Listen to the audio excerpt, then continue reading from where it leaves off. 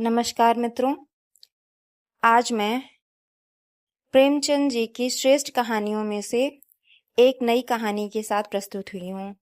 इस कहानी का शीर्षक है नरक का मार्ग। रात भक्तमाल पढ़ते पढ़ते न जाने कब नींद आ गई। कैसे कैसे महात्मा थे जिनके लिए भगवत प्रेम ही सब कुछ था, इसी में मग्न रहते थे। ऐसी भक्ति बड़ी तपस्या से मिलती है। क्या मैं यह तपस्या नहीं कर सकती? इस जीवन में और कौन सा सुख रखा है?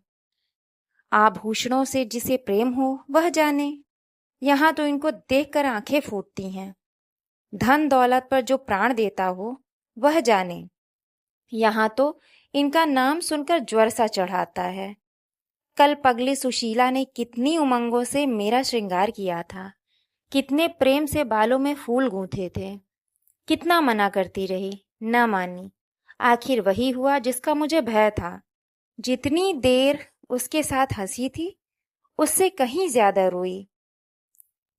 संसार में ऐसी भी कोई स्त्री है जिसका पति उसका श्रृंगार देखकर सिर से पांव तक जल उठे? कौन ऐसी स्त्री है जो अपने पति के मुंह से ये शब्द सुने, तुम मेरा परलोक बिगाड़ोगी और कुछ नहीं, तुम्हारे रंग ढंग कह दे रहे हैं, और उसका दिल विष खा लेने को न चाहे? ऐसा कैसे हो सकता है? भगवान, संसार में ऐसे भी मनुष्य हैं। आखिर मैं नीचे चली गई और भक्तमाल पढ़ने लगी। अब वृंदावन बिहारी की ही सेवा करूंगी, उन्हीं को अपना श्रृंगार दिखाऊंगी। वे तो देखकर न जलेंगे, वे तो मेरे मन का हाल जानेंगे। भगवान, मैं अपने मन को कैसे समझाऊं? तुम अंतर्यामी हो, तुम मेरे रोम रोम का हाल जानते हो। मैं चाहती हूं कि उन्हें अपना इष्ट समझूं, उनके चरणों की सेवा करूं, उनके इशारे पर चलूं। उन्हें मेरी किसी बात से, किसी व्यवहार से नाम मात्र भी दुख ना हो। वे निर्दोष हैं। जो कुछ मेरे भाग्य में था वह हुआ। न उनका दोष है, न माता पिता का। सारा दोष मेरे नसीबों का ही है। लेकिन यह सब जानते हुए भी जब उन्हें आते देखती हूँ तो मेरा दिल बैठ जाता है। मुंह पर मुर्दनी सी छा जाती, फिर सर भारी हो जाता है। जी चाहता है कि इनकी सूरत तक न देखूं, बात तक करने की इच्छा नहीं होती। कदाचित शत्रु को भी देख के किसी का मन इतना अशांत न होता होगा। उनके आने के समय दिल में धड़कन सी होने लगती है। 2-1 दिन के लिए कहीं चले जाने को मन करता है। हंसती भी हूँ, बोलती भी हूँ, जीवन में कुछ आनंद आने लगता है। लेकिन उनके आने का समाचार पाते ही फिर चारों ओर अंधकार ही अंधकार। चित्त की ऐसी दशा क्यों है, यह मैं नहीं कह सकती। मुझे तो ऐसा जान पड़ता है कि पूर्व जन्म में हम दोनों वैरी थे। उसी वैर का बदला लेने के लिए इन्होंने मुझसे विवाह किया है। वही पुराने संस्कार हमारे मन में बने हुए हैं। नहीं तो वे मुझे देख देख कर क्यों जलते और मैं उनकी सूरत से क्यों घृणा करती? विवाह करने का यह मतलब नहीं हुआ करता। मैं अपने घर इससे कहीं ज्यादा सुखी थी। कदाचित मैं जीवन पर्यंत अपने घर आनंद से रह सकती थी। लेकिन इस लोक प्रथा का बुरा हो, जो अभागिनी कन्याओं को किसी न किसी पुरुष के गले में बांध देना अनिवार्य समझती है। वह क्या जानता है कि कितनी युवतियां उसके नाम को रो रही हैं। कितने अभिलाषाओं से लहराते हुए कोमल हृदय उसके पैरों तले रौंदे जा रहे हैं। युवती के लिए पति कैसी कैसी मधुर कल्पनाओं का स्रोत होता है। पुरुष में जो उत्तम है, श्रेष्ठ है, दर्शनीय है, उसकी सजीव मूर्ति इस शब्द के ध्यान में आते ही उसकी नजरों के सामने आकर खड़ी हो जाती है। लेकिन मेरे लिए यह शब्द क्या है? हृदय में उठने वाला शूल, कलेजे में खटकने वाला कांटा, आंखों में गड़ने वाली किरकिरी और अंतःकरण को भेदने वाला व्यंग बाण। सुशीला को हमेशा हंसते देखती हूँ। वह कभी अपनी दरिद्रता का गिला नहीं करती। गहने नहीं है, कपड़े नहीं है, भाड़े के नन्हे से मकान में रहती है। अपने हाथों घर का सारा कामकाज करती है, फिर भी उसे रोते नहीं देखती। अगर अपने बस की बात होती तो आज मैं अपने धन को उसकी दरिद्रता से बदल देती। अपने पतिदेव को मुस्कुराते हुए घर में आते देखकर उसका सारा दुख दारिद्र छूमंतर हो जाता है, छाती गज भर की हो जाती है। उसके प्रेमालिंगन में वह सुख है जिस पर तीनों लोकों का धन न्यौछावर कर दूं। आज तो मुझसे बर्दाश्त ही नहीं हुआ। मैंने पूछ ही लिया, तुमने मुझसे किस लिए विवाह किया था? यह प्रश्न महीनों से मेरे मन में उठता था, पर मन को रोकती चली आती थी। आज प्याला छलक ही पड़ा। यह प्रश्न सुनकर कुछ बौखला से गए, बगले झांकने लगे, खीसे निकाल कर बोले, घर संभालने के लिए, गृहस्थी का भार उठाने के लिए, और नहीं तो क्या, भोग विलास के लिए। घरनी के बिना यह आपको भूत का डेरा सा मालूम होता था। नौकर चाकर घर की संपत्ति उड़ाए देते थे। जो चीज जहां पड़ी रहती थी वहीं पड़ी रहती थी, उसको देखने वाला ना था।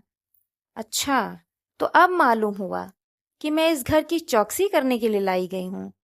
मुझे इस घर की रक्षा करनी चाहिए और अपने को धन्य समझना चाहिए कि यह सारी संपत्ति मेरी है। मुख्य वस्तु संपत्ति है, मैं तो केवल चौकीदारिन हूँ। ऐसे घर में आज ही आग लग जाए तो अच्छा है। अब तक तो मैं अनजान में घर की चौकसी करती रही। जितना वे चाहते हैं उतना न सही, पर अपनी बुद्धि के अनुसार अवश्य करती थी।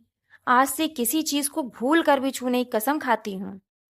यह मैं जानती हूँ कि कोई पुरुष घर की चौकसी के लिए विवाह नहीं करता, और इन महाशय ने चिढ़कर यह बात मुझसे कही। लेकिन सुशीला ठीक कहती है, इन्हें स्त्री के बिना घर सूना लगता होगा, उसी तरह जैसे पिंजरे में चिड़िया न देखकर पिंजड़ा सूना लगता है। यह है हम स्त्रियों का भाग्य। मालूम नहीं इन्हें मुझ पर इतना संदेह क्यों होता है। जब से नसीब इस घर में लाया है, इन्हें बराबर संदेह मूलक कटाक्ष करते देखती हूँ। क्या कारण है? जरा बाल गुथवा कर बैठी तो ये होठ चबाने लगे। कहीं जाती नहीं, कहीं आती नहीं, किसी से बोलती नहीं, फिर भी इतना संदेह। यह अपमान असह्य है। क्या मुझे अपनी आबरू प्यारी नहीं? यह मुझे इतनी छछोरी समझते हैं? इन्हें मुझ पर संदेह करते लज्जा भी नहीं आती? काना आदमी किसी को हंसते देखता है तो समझता है लोग मुझी पर हंस रहे हैं। शायद इन्हें भी यही वहम हो गया है कि मैं इन्हें चिढ़ाती हूँ। अपने अधिकार के बाहर कोई काम कर बैठने से कदाचित हमारे चित्त की यही वृत्ति हो जाती है। भिक्षुक राजा की गद्दी पर बैठकर चैन की नींद नहीं सो सकता। उसे अपने चारों तरफ शत्रु ही शत्रु दिखाई देते हैं। मैं समझती हूँ सभी शादी करने वाले बुढ़ों का यही हाल है। आज सुशीला के कहने से मैं ठाकुर जी की झांकी देखने जा रही थी। अब यह साधारण बुद्धि का आदमी भी समझ सकता है कि फूहड़ बहू बनकर बाहर निकलना अपनी हंसी उड़ाना है, लेकिन ये उसी वक्त न जाने किधर से टपक पड़े और मेरी ओर तिरस्कारपूर्ण नेत्रों से देखकर बोले, कहाँ की तैयारी है? मैंने कह दिया, जरा ठाकुर जी की झांकी देखने जाती हूँ। इतना सुनते ही त्योरियां चढ़ाकर बोले, तुम्हें जाने की कोई जरूरत नहीं। जो स्त्री अपने पति की सेवा नहीं कर सकती उसे देवताओं के दर्शन से पुण्य के बदले पाप होता है। उड़ने चली हो? मैं औरतों की नस नस पहचानता हूँ। ऐसा क्रोध आया कि बस क्या कहूँ। उसी दम कपड़े बदल डाले और प्रण लिया कि अब कभी दर्शन करने न जाऊंगी। इस अविश्वास का कुछ ठिकाना नहीं। न जाने क्या सोचकर रुक गई। उनकी बात का जवाब तो यही था कि उसी क्षण घर से चल उठ खड़ी होती, फिर देखती क्या मेरा बिगाड़ लेते। इन्हें मेरे उदास और विमन रहने पर आश्चर्य होता है। मुझे मन में कृतज्ञ समझते हैं। अपनी समझ में इन्होंने मेरे साथ विवाह करके शायद मुझ पर बड़ा एहसान किया है। इतनी बड़ी जायदाद और इतनी विशाल संपत्ति की स्वामिनी होकर मुझे फूले न समाना चाहिए था। आठों पहर इनका यशगान करते रहना चाहिए था। मैं यह सब कुछ न करके उल्टे मुंह लटकाई रहती हूँ। कभी कभी मुझे बेचारे पर दया आती है। यह नहीं समझते कि नारी जीवन में कोई ऐसी वस्तु भी है जिसे खोकर उसकी आंखों में स्वयं भी नरक तुल्य हो जाता है। 3 दिन से बीमार हैं। डॉक्टर कहते हैं बचने की कोई आशा नहीं, निमोनिया हो गया है। पर मुझे न जाने क्यों इनका गम नहीं। मैं इतनी वज्र हृदय कभी न थी। न जाने वह मेरी कोमलता कहाँ चली गई है। किसी बीमार की सूरत देखकर मेरा हृदय करुणा से चंचल हो जाता था। मैं किसी का रोना नहीं सुन सकती थी। वही मैं हूँ कि आज 3 दिन से इन्हें अपने बगल के कमरे में पड़े कराहते सुनती हूँ और एक बार भी देखने न गई। आंख में आंसू आने का जिक्र ही क्या है। मुझे ऐसा मालूम होता है इनसे मेरा कोई नाता ही नहीं। मुझे चाहे कोई पिशाचिनी कहे, चाहे उल्टा, पर मुझे तो यह कहने में लेश मात्र भी संकोच नहीं है कि इनकी बीमारी से मुझे एक प्रकार का ईर्ष्यामत में आनंद आ रहा है। इन्होंने मुझे यहाँ कारावास दे रखा था। मैं इसे विवाह का पवित्र नाम नहीं देना चाहती, यह कारावास ही है। मैं इतनी उदार नहीं कि जिसने मुझे कैद में डाल रखा हो उसकी पूजा करूं, जो मुझे लात से मारे उसके पैरों को चूमूं। मुझे तो मालूम हो रहा है ईश्वर इन्हें इस पाप का दंड दे रहा है। मैं निसंकोच होकर कहती हूँ कि मेरा इनसे विवाह नहीं हुआ। स्त्री किसी के गले बांध दिए जाने से ही उसकी विवाहता नहीं हो जाती। वही संयोग विवाह का पद पा सकता है जिसमें कम से कम एक बार तो हृदय प्रेम से पुलकित हो जाए। सुनती हूँ महाशय अपने कमरे में पड़े पड़े मुझे कोसा करते हैं, अपनी बीमारी का सारा बुखार मुझ पर निकालते हैं, लेकिन यहाँ इसकी परवाह नहीं। जिसका जी चाहे जायदाद ले, धन ले, मुझे इसकी जरूरत नहीं है। आज 3 दिन हुए मैं विधवा हो गई। कम से कम लोग यही कहते हैं, जिसका जो जी चाहे कहे, पर मैं अपने को जो कुछ समझती हूँ वह समझती हूँ। मैंने चूड़ियां नहीं तोड़ी, क्यों तोड़ूं?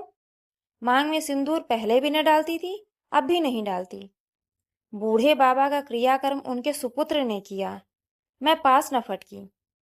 घर में मुझ पर मनमानी आलोचनाएं होती हैं।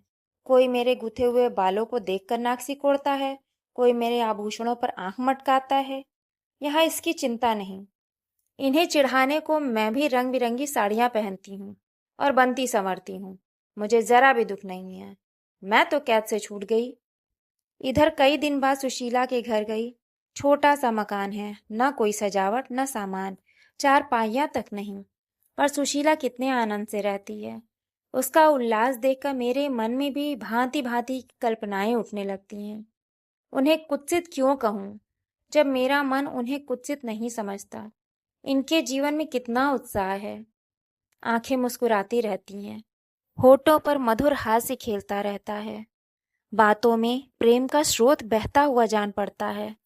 इस आनंद से चाहे वह कितना ही क्षणिक हो, जीवन सफल हो जाता है। फिर उसे कोई भूल नहीं सकता। इसकी स्मृति अंक तक के लिए काफी हो जाती है। इस मिजराव की चोट हृदय के तारों को अंतकाल तक मधुर स्वरों से कंपित रख सकती है।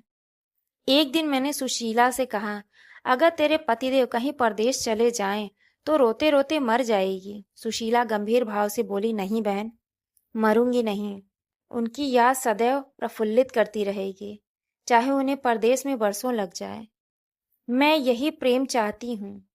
इसी चोट के लिए मेरा मन तड़पता रहता है। मैं भी ऐसी ही स्मृति चाहती हूँ, जिससे दिल के तार सदैव बजते रहें, जिसका नशा नित्य छाया रहे। रात रोते रोते हिचकियां बध गई। न जाने क्यों दिल भर भर आता था। अपना जीवन सामने एक बीहड़ मैदान की भांति फैला हुआ मालूम होता था, जहां बगुलों के सिवाय हरियाली का नाम नहीं। घर फाड़े खाता था। चित्त ऐसा चंचल हो रहा था कि कहीं उड़ जाऊं। आजकल भक्ति के ग्रंथों की ओर ताकने को जी नहीं चाहता। कहीं सैर करने जाने की इच्छा नहीं होती। क्या चाहती हूँ वह मैं स्वयं नहीं जानती, लेकिन मैं जो नहीं जानती वह मेरा एक एक रोम जानता है।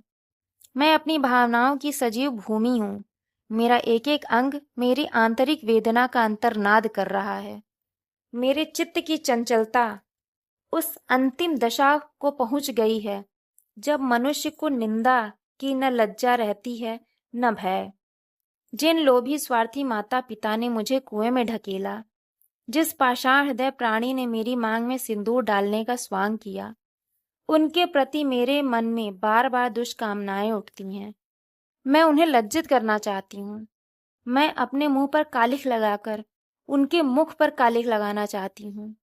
मैं अपने प्राण देकर उन्हें प्राण दंड दिलाना चाहती हूँ। मेरा नारीत्व लुप्त हो गया है। मेरे हृदय में प्रचंड ज्वाला उठी हुई है। घर के सारे आदमी सो रहे थे। मैं चुपके से नीचे उतरी, द्वार खोला और घर से निकली। जैसे कोई प्राणी गर्मी से व्याकुल होकर घर से निकले और किसी खुली हुई जगह की ओर दौड़े, उसी मकान में मेरा दम घुट रहा था। सड़क पर सन्नाटा था। दुकानें बंद हो चुकी थीं। सहसा एक बुढ़िया आती हुई दिखाई दी। मैं डरी, कहीं चुड़ैल न हो। बुढ़िया ने मेरे समीप आकर मुझे सिर से पांव तक देखा और बोली, किसकी राह देख रही हो? मैं चिढ़कर कहा, मौत की। बुढ़िया, तुम्हारे नसीबों में तो अभी जिंदगी के बड़े बड़े सुख भोगने लिखे हैं। अंधेरी रात गुजर गई। आसमान पर सुबह की रोशनी आ रही है। मैंने हंसकर कहा, अंधेरे में भी तुम्हारी आंखें इतनी तेज हैं कि नसीबों की लिखावट पढ़ लेती हैं। बुढ़िया ने कहा, आंखों से नहीं पढ़ती बेटी, अक्ल से पढ़ती हूँ। धूप में चूड़े नहीं सफेद किए हैं। तुम्हारे बुरे दिन गए और अच्छे दिन आ रहे हैं। हंसो मत बेटी, यही काम करते करते इतनी उम्र गुजर गई। इसी बुढ़िया की बदौलत जो नदी में कूदने जा रही थी, वे आज फूलों की सेज पर सो रही है। जो जहर का प्याला पीने को तैयार थी, वे आज दूध की कुल्लियां कर रही है। इसीलिए इतनी रात गए निकलती हूँ कि अपने हाथों किसी अभागिन का उद्धार हो सके तो करूं। किसी से कुछ नहीं मांगती। भगवान का दिया सब कुछ घर में है। केवल यही इच्छा है कि अपने से जहां तक हो सके दूसरों का उपकार करूं। जिन्हें धन की इच्छा है उन्हें धन, जिन्हें संतान की इच्छा है उन्हें संतान। बस और क्या कहूं।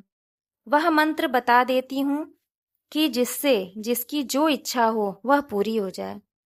मैंने कहा, मुझे न धन चाहिए और न संतान। मेरी मनोकामना तुम्हारे बस की बात नहीं है।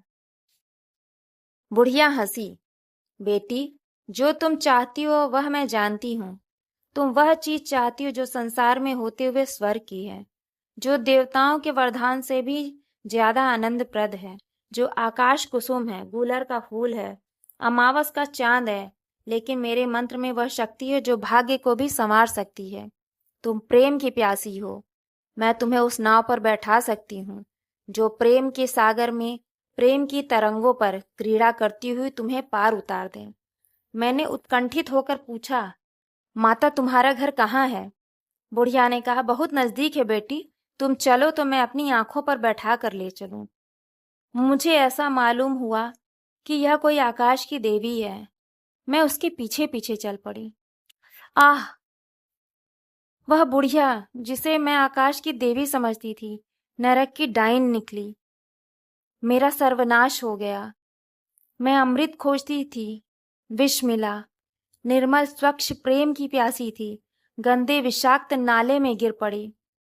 वह वस्तु न मिलनी थी न मिली। मैं सुशीला का सा सुख चाहती थी, कुलटाओं की विषय वासना नहीं। लेकिन जीवन पथ में एक बार उल्टी राह चलकर फिर सीधे मार्ग पर आना कठिन है। लेकिन मेरे अधःपतन का अपराध मेरे सिर नहीं, मेरे माता पिता और उस बूढ़े पर का है जो मेरा स्वामी बनना चाहता था। मैं ये पंक्तियां न लिखती, लेकिन इस विचार से लिख रही हूँ कि मेरी आत्मकथा पढ़कर लोगों की आंखें खुलें। मैं फिर कहती हूँ, अब भी अपनी बालिकाओं के लिए मत देखो धन, मत देखो जायदाद, मत देखो कुलीनता, केवल वर देखो। अगर उसके लिए जोड़ का वर नहीं पा सकते तो लड़की को कुंवारी रखो। जहर देकर मार डालो, गला घोंट डालो, पर किसी बूढ़े खूसर से मत ब्याहो। स्त्री सब कुछ सह सकती है। दारुण से दारुण दुख, बड़े से बड़ा संकट अगर नहीं सह सकती तो अपने यौवन काल की उमंगों का कुचला जाना। रही मैं, मेरे लिए अब इस जीवन में कोई आशा नहीं। इस अधम दशा को भी उस दशा से न बदलूंगी जिससे निकल कर आई हूं। तो श्रोतागणों, यह एक मार्मिक कथा थी और इसी के साथ मैं इस यहाँ समाप्त करती हूँ। मिलेंगे एक नई कहानी के साथ। धन्यवाद।